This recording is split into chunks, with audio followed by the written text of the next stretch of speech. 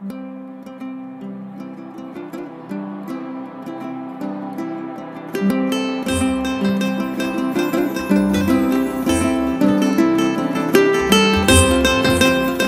Officer, মন্ত্রী সচিব ঋষি, সবকিছু ধ্বংস হলেও ধ্বংস হবে না কৃষি। কৃষি মানুষের আদিম পেশা, কৃষিতেই হবে শেষ। কৃষিতে যারা উন্নত হবে, রবে না তাদের কোনো ক্লেশ।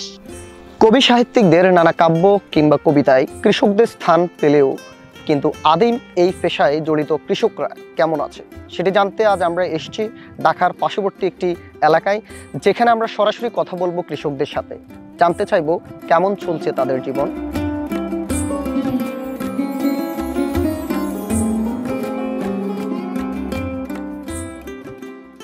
নদীমাতৃক এই দেশ এখনো পুরোপুরি নির্ভর কৃষকদের উপরেই। দেশের ৮০% মানুষ ওতপ্রোতভাবে জড়িত কৃষির সাথেই, তাই বাংলাদেশকে বলা হয় কৃষি প্রধান দেশ। আবহমান কাল থেকে বাংলার অর্থনীতির প্রধান ভূমিকা পালন করে আসছে কৃষি। জোয়ার ভাটার জলে বয়ে আসা পলিমাটি যেমন জমির উর্বরতা বাড়িয়েছে, তেমনি এই দেশের ভৌগোলিক অবস্থান, মৌসুমী জলবায়ু থাকায় আবহাওয়া তৈরি করেছে কৃষির সম্ভাবনাময় পরিবেশেরও, যা কালে কালে বিভিন্ন জাতি, গোষ্ঠী, সম্প্রদায় ও ঔপনিবেশিক শক্তিকে আকৃষ্ট করেছে দারুণভাবেই।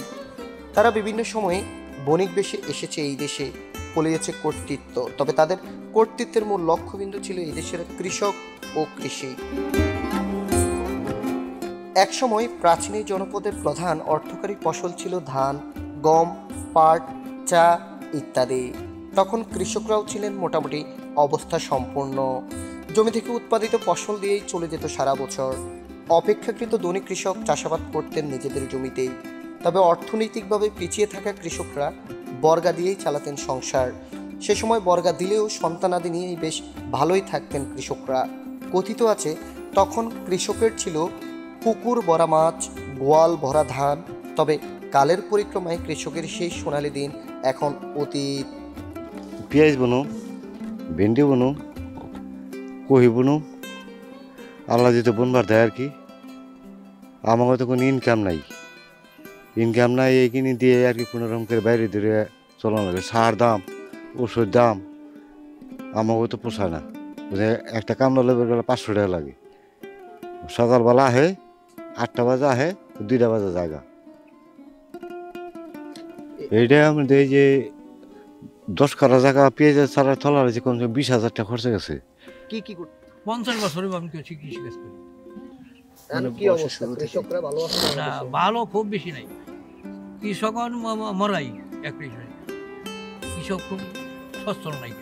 এই বললাম না যে বেচা কিনি করে, এই একটাতে 8টা দেয়, আটটা দেয়, এই লাভ হয় না। কৃষক ভালো নাই কেন? কেন নাই? এই যে বললাম এই ক্ষেত্রে রাখছি 500 টাকা, এই ক্ষেত্রে রুগী জন দেয় 10,000। সারের দাম আগে 1 বছর সার কিনছি 20 টাকা কেজি, আর মানে 1 কেজি সারের দাম 50 টাকা। 1 কেজি সার কিনছি। সরকার থেকে আপনারা কোনো ধরনের কি পান না? সার কিংবা কোনো সরকারের প্রতি বছর কৃষকদের জন্য ভর্তুকি দেয়, সেটা আপনারা পান না? আমরা পাই না, আমি সাথে আমরা পাই না। একসময় লাঙল জোয়াল দিয়ে চাষাবাদ করতে হতো কৃষকদের, তবে যুগ পরিবর্তনের সাথে আধুনিকতার ছোঁয়া লাগে কৃষিতেও। লাঙল জোয়ালের পরিবর্তে আসে পাওয়ার টিলার ও ট্রাক্টর। প্রযুক্তির ছোঁয়ায় সভ্যতা এগিয়ে গেলেও পিছিয়ে পড়েছে কৃষকদের জীবনের অন্তিম পর্যায়ে এসেও যেন দিশেহারা বাংলার কৃষকরা, যার অন্যতম কারণ হিসেবে বাজার সিন্ডিকেটকেই দায়ী করছেন প্রান্তিক এইসব খেটে খাওয়া মানুষরা। কিছু অসাধু ব্যবসায়ী এবং মধ্যস্বত্বভোগীদের জন্যই নিজেদের ন্যায্য অধিকার থেকে বঞ্চিত আমাদের মুখে অন্ন তুলে দেওয়া সহজ সরল এই কৃষকরা। তাহলে তো সচরাচর আমরা পারি না। আমাদের কলাইতে বাজারই তো অন্যরকম, মাঠে গনে কিনে নিয়ে উপরে নিয়ে তাকে দাম বেড়ে যায়। সব জিনিস তাগুলো পারা জানা পাই, খুরসে মানুষে কিনে নেয়, দাম চাই তারা কিনে নেয়। আপনারা যা বিক্রি করেন এটাতে আপনাদের লাভ থাকে? লাভ আমাদের বেশি থাকে না, লাভ ওদেরই থাকে বেশি, আমাদের লাভ বেশি থাকে না।